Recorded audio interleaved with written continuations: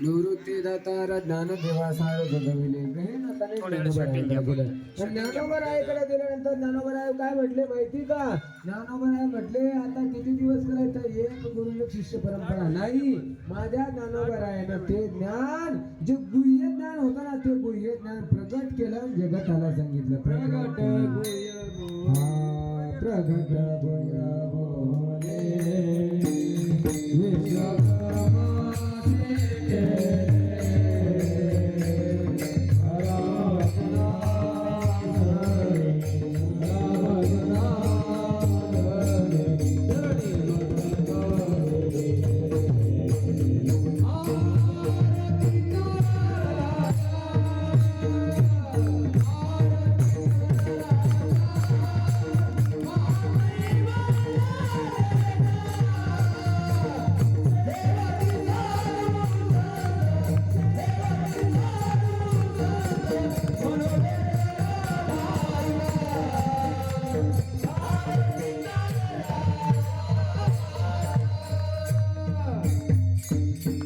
बोले प्रगट केलं ते ज्ञान जगताला सांगितलं. ते ज्ञान प्रगट केलं, जे गुह्य होतं का ते प्रगट केलं. गुह्य प्रगट केल्यानंतर जगताला त्याचा आनंद मिळतो बरं का.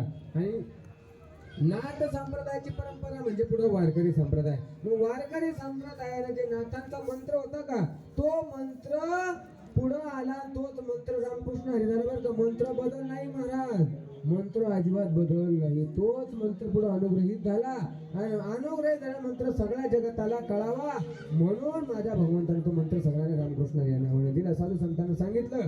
म्हणून काय करा माहिती का, ज्यांच्यापासून आम्हाला मंत्र मिळाला, ज्या देवतेमुळे मिळाला त्या भगवंताचा एक वेळ मोठ्या प्रेमाने निवेदन करा.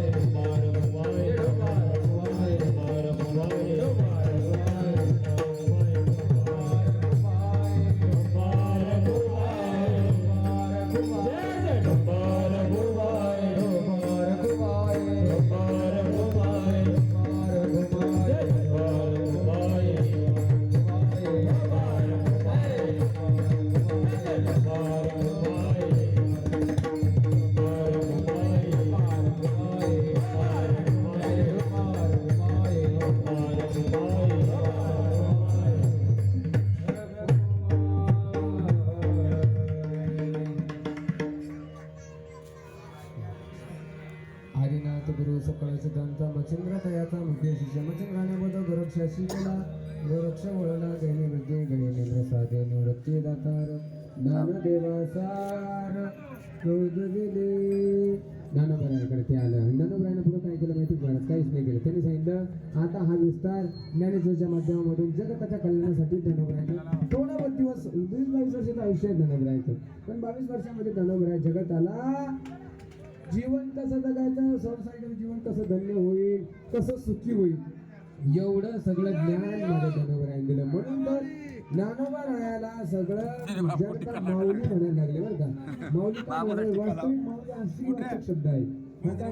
श्रीवाचक शब्द आहे तरी ज्ञानोबरायाला माऊली म्हणाले. त्याचं कारण होतं ज्ञानबाई माझी अनाथाची माया एका जनारी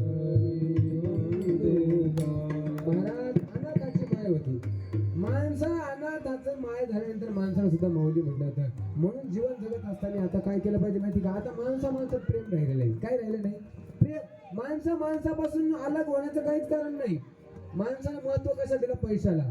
कशाला महत्व दिलं? पैशाला. माणसाला महत्व दिलं स्वार्थाला आणि पैशाला महत्व दिल्यामुळं माणसं भावापासून अलग झाला, सोयऱ्यापासून अलग झाला.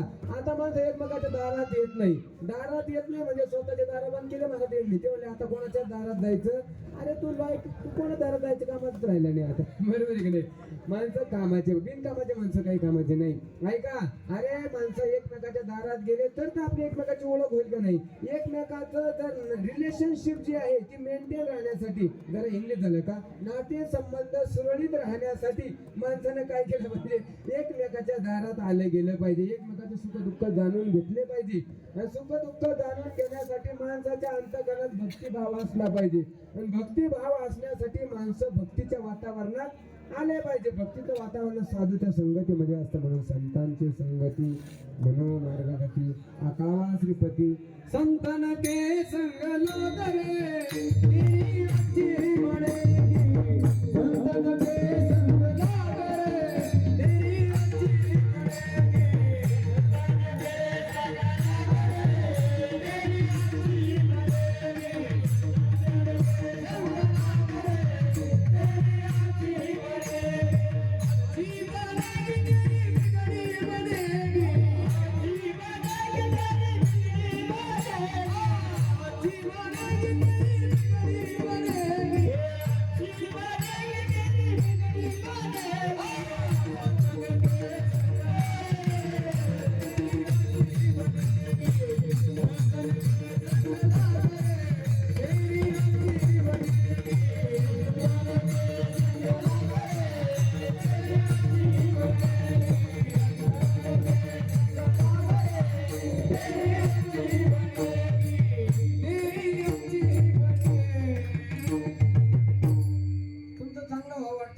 संतांच्या संगतीमध्ये यायचं. संतांच्या संगतीमध्ये आलं का मग तुम्हाला नाथाच्या संगतीमध्ये आलं मग काहीच करायचं नाही, मग भजन करायचं.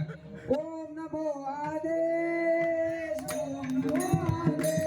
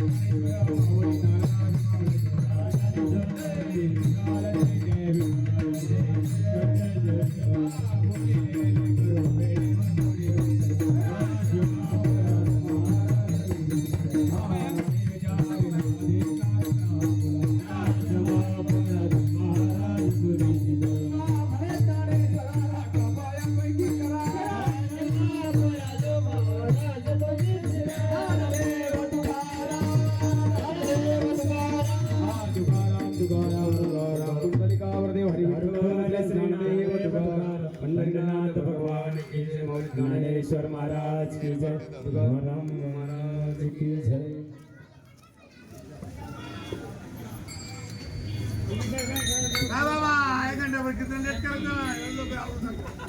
गाडी रंगात आली आणि तुम्ही ब्रेकडाऊन केला गाडी रंगात आली माऊली